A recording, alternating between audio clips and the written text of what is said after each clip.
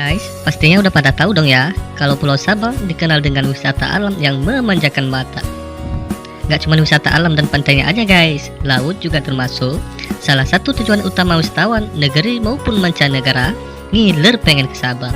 Nah, ayo ikutan bersama kami Snorkeling Guide Sabang mengeksplor keindahan dan memanjakan mata dengan atraksi lumba-lumba yang ada di Pulau Indonesia Barat yang paling ujung ini.